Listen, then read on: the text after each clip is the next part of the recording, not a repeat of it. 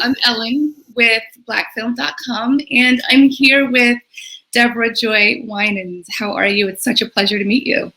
I am wonderful. How are you? I'm great. I've actually been counting down the days to this interview. One, because I've been a huge fan of your work on Greenleaf since day one.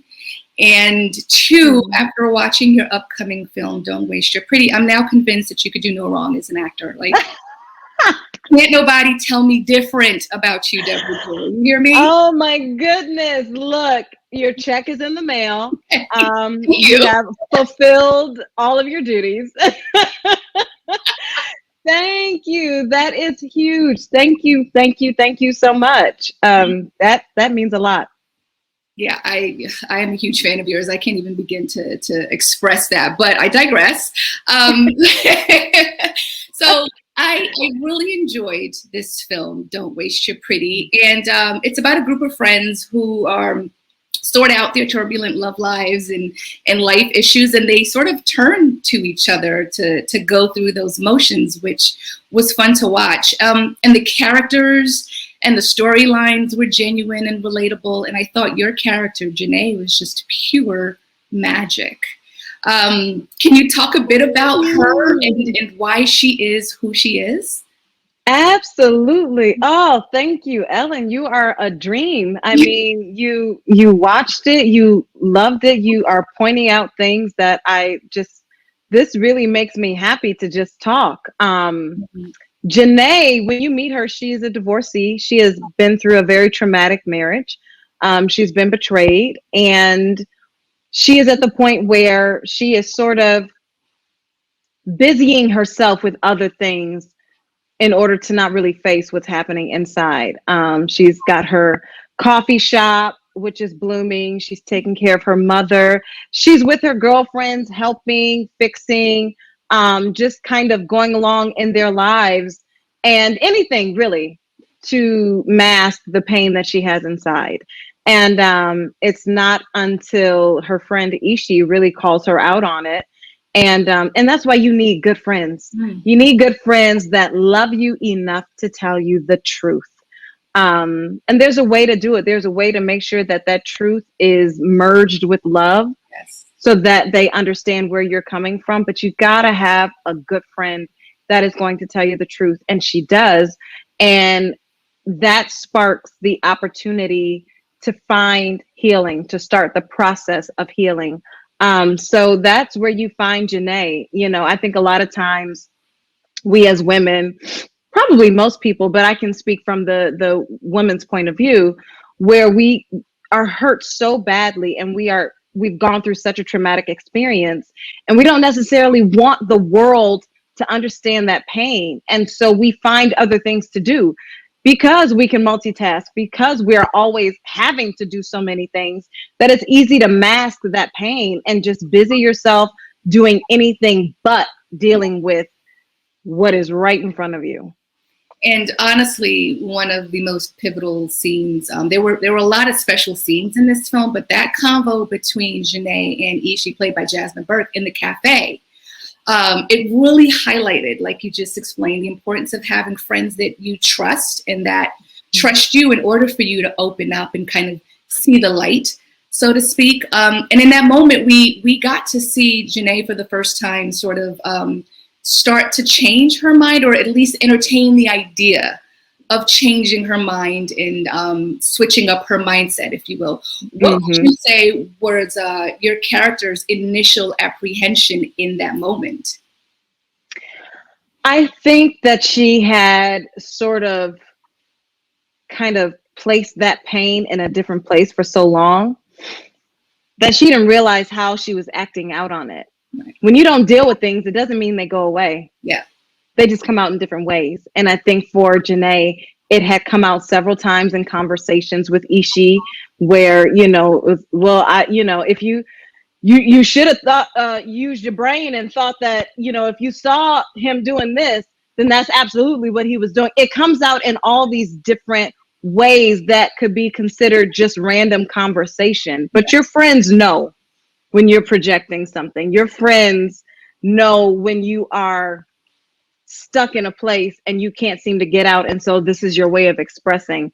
And I think that she did not want to show that weakness. And I think she, and you're all, there's apprehension because it's painful. Yeah. Nobody wants to deal with the pain. Nobody wants to actually go through it because you can't go around it. Right. We think so many times if we don't deal with it right now, or if we just act as if it doesn't exist, that it goes away, or we can just kind of get around it. You can't get around it. You have to go through it. And it's painful and it hurts. And it leaves you in different places emotionally and physically. But in order to get over it, you have to go through it. And I don't think that she was really ready to go through that pain. That, I think there were several reasons why she was apprehensive to really talking about it and getting the help that she needed. Preach.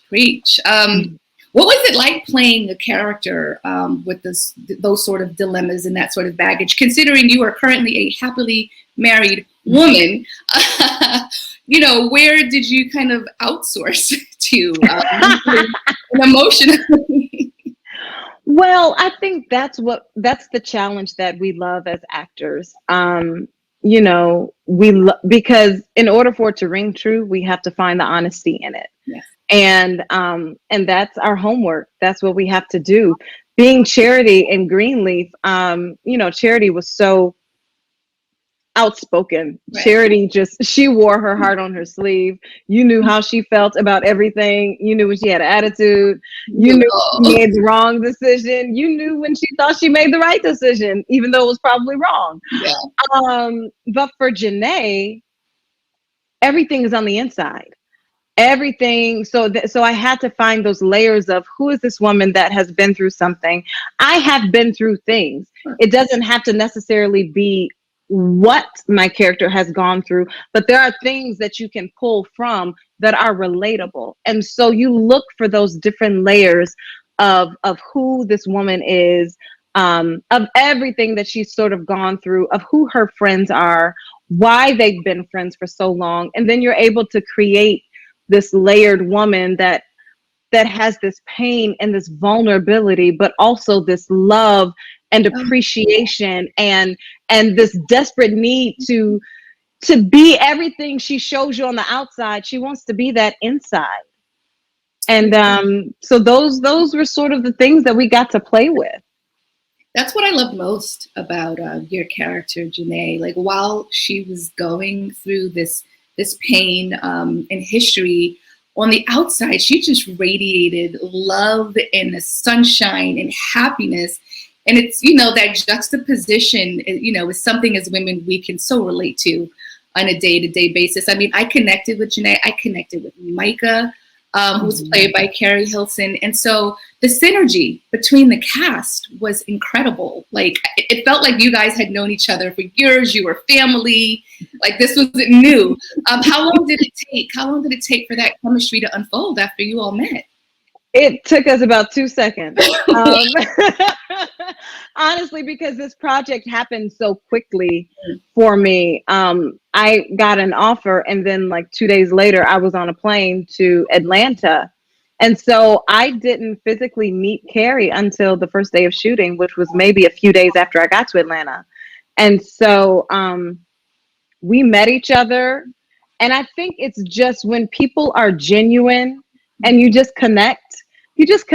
Yeah. I think we're both, at the point where we're like, look, I'm older. I'm not trying to find no new friends. I ain't looking for no new friends. Right. So if it happens, it just happens. And it just happened. Carrie is literally one of the funniest people I've ever met. She calls me a cheap thrill because it's so easy to make me laugh. But she has me laughing so hard all the time. And that started day one. And so it just happened. And when I tell you till this day, I consider her one of my lifelong friends. She's so beautiful in every aspect. Clearly we understand her beauty on the outside, but her inside matches that. And it's really remarkable. She's a fantastic one. Everybody was so easy to work with. And then Tamara Bass, who was our director, who I know just She wanted me for this role. She, stated her case for this, and she came with a vision and came with an understanding of who these people were and where they needed to be by the end of this script. And I mean, what an honor it was to work with her as our leader. She really, truly had a vision. And I think that is what allowed us to really kind of get to work, to be comfortable, and to do what we had to do, because we knew we had someone in Video Village watching every step, making sure we didn't shortchange any scene, making sure we looked good, making sure we were rooted and grounded in who these characters were. And that allows you to really come freely to play and do your best work. I understand that. And that came across for me, as an audience watching that. I thought the film was beautifully shot. I'm a huge fan of Tamara Bass. So once I got word that she was attached to this, I was like, oh, okay, this is a no-brainer. And then once, the cast unfolded, I'm like, oh, this is going to be super interesting. And it was. And I love that it's a female-driven film, right? It's based on T.V. Lucas's book of the same title. It's the screenplays by Katrina Ogilvy, and like we stated, it's directed by Tamara Bass. The title of the film is unique. What's the message? What's the message behind the title, would you say? For me, I think the message is really sort of up to interpretation. I think that your pretty it's not your physical. Right. I think don't waste your pretty is just don't waste your time. Don't waste your energy. Don't waste your pretty. To me, is your purpose. What is your purpose? What have you been called to do here on this earth? And every moment you are not doing what you've been called to do or working towards that goal of what you've been called to do, then you're wasting your pretty. That makes perfect sense. And what a great title for a film that delivers that message, right? It doesn't put it in your face. It's not telling you what it is. It's showing you what it is, which resonates a lot better, at least for me. I don't know about everybody else, but I imagine the same way. Absolutely. And and everybody has something that they know, what, this is probably this for me. If you've been in a relationship where it's over and you're there because you're scared to be alone, you're wasting your pretty. Like, don't waste your time. Don't waste your energy. Don't waste your resources. Don't waste your love being somewhere you're not called to be. That's not moving you forward to your goal and your destiny. That just sent chills down my spine, because I can relate on so many levels. Just as women, the situations of the relationships we find ourselves in that are difficult to get out of, and once we get out of them, difficult to let go, that can impact everything and everyone around us. It's not until we get out of it that we recognize the power of it all. There was one scene that Carrie Hilson was in, and she said something that just resonated in the best way when she was talking about her fears and how she's scared to make the right decision and fail. Right? We've always heard, fear of making the wrong decision, but to hear someone articulate the right decision and fail, that was beautiful. That was awesome. Absolutely, because life is life. It is a journey full of so many decisions, so many choices, moment by moment. And what if I do make the right decision? What does that mean? How is that going to change my life? I don't know. There's so much that's just sort of up in the air, which for me as Deborah Joy, that's where my faith steps in. You know what I mean? At the end of the day, because there is so much up in the air, I can only do so much. But if I want to continue moving forward, I do everything within my power. And then it's like, all right, God, it's on you now. Right. Well, it's in your court now. Yeah. But we have to be ready for that. Yeah. Absolutely. So switching gears just a tad bit before I let you go, the 5th and final season ended last year for Greenleaf, right? Yeah. So I both loved and wanted to shake Charity to the listen, I've never been so torn about a character in my life. I feel like I love her. She's magic, but also, oh my God. But then that speaks volumes of her art. right? Like how she Yes, started and then how she ended up. It's like, whoa, who is this? absolutely. So the streets are talking about a spinoff. Mhm. Can you, the street. Can you confirm? Can you confirm that? Is that a thing? Girl, you know, I heard the streets talking too. I heard them talking. um, Oh you my know, I did hear about a spinoff. God. Okay.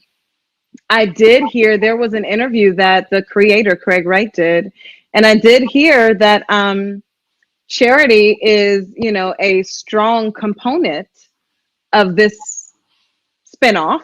Of course she is. Um, uh, but what I will say, if that happens, lovely. Greenleaf was just that. I think it was such a beautiful piece of art, not just for drama's sake for TV, but I think it showed the Black family in such a beautiful way. I think it is something for the culture, something that we will never forget. We will always have Greenleaf. And I'm so proud of the arc that I was able to have for Charity from the moment you met her when she was just really young and naive, to the time that she finished and she was walking in her own power and understanding who she is and what she's worth. Um, if the book ended there, I would be okay because you saw a full woman. Yes, indeed. If it doesn't, I'm sure there is more to tell. Charity, I'm sure, will continue to be the woman that you love to hate and you hate to love. But if not, I'm grateful for her journey. Same here. But I'm also here for the evolution of Charity. I am here for it. I will put money into it if I need to.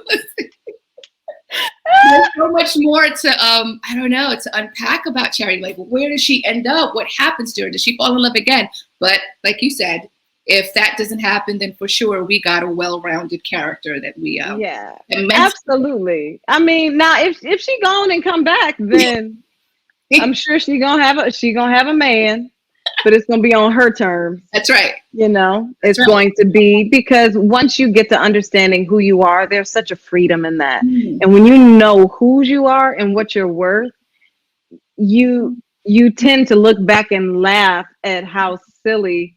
It's like, oh man, I thought he was good enough for me. Not even a little bit. What was I thinking? And now there's just such a freedom that she walks in. So, you know, if you see her and if she does have a man, trust me, it's going to be on her own terms.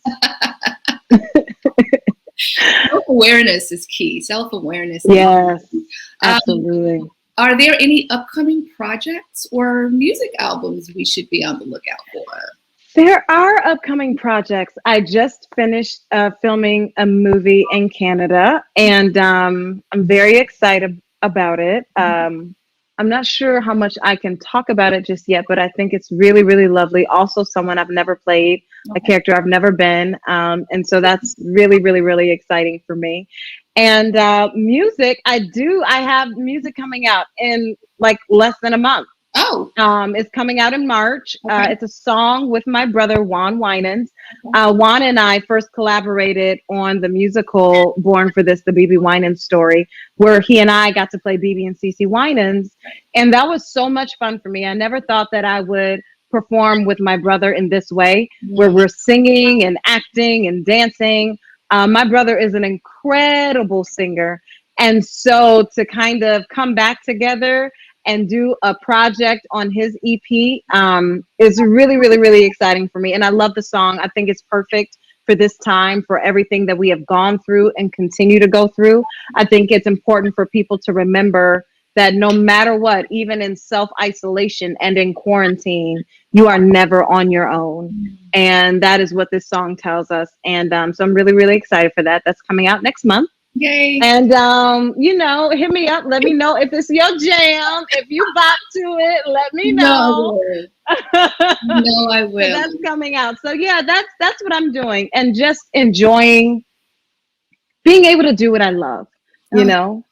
I think that's the blessing that people had to really sit and think about when this pandemic hit. what's around you, you recognize what's most important. And then when you are afforded the chance to do what it is you love, you're even more grateful for that blessing and for that opportunity. So that's where I am. That's a beautiful place to be, I got to tell you, because I get it. Yeah. I relate to it. I know everything about it. So Yeah. thank you for sharing that. So You don't, are so beautiful, Ellen. oh, look who's talking. Well, thank you, but come on now. Look at you. You are. Thank you. I appreciate it, but you are. You're very beautiful. Thank you. I appreciate that. I appreciate that. Hmm. Don't Waste Your Pretty premieres Sunday, February 28th at 8 p.m., 7 p.m. Central on TVOne.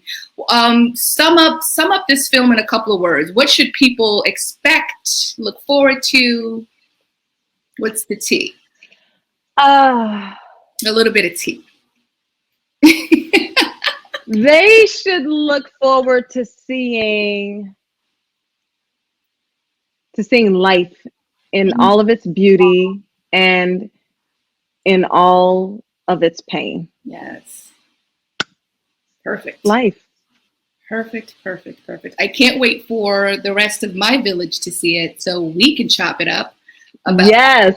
and just compare notes and thoughts and feelings and emotions, because I love when a film just evokes all these feelings we have inside Yes. that we usually talk about. And Yeah. sometimes we need a little bit of help. So, you know. Absolutely. And that's what the art should do. It should start Yeah. a conversation. It should touch you somewhere. It should do something to move the needle forward. And if this can start conversations, if this can show Black women and the Black community just how strong we are when we love each other, the strength that's in that, the beauty that's in that, if we can show Black love in all of its glory, like we're moving the needle forward. Yes. And I love that. Same here. Listen, it has been an absolute joy. First of all, we share a middle name. My middle name is We do? Joy. Yeah, my middle name is Joy. Well, no wonder why. You're just so amazing. I love it. Ellen Joy. I Ellen love Joy. that. Yeah, I It's need nice to to use meet you, Ellen Joy. It's a pleasure meeting you. I look forward to what else you have coming down the pike. You are phenomenal. You have a fan for life right here. And I look forward to talking to you again. Thank you. I look forward to it too. Thank you for having me. You're welcome. Have a good day. Appreciate you, sis. You Bye. too. Bye.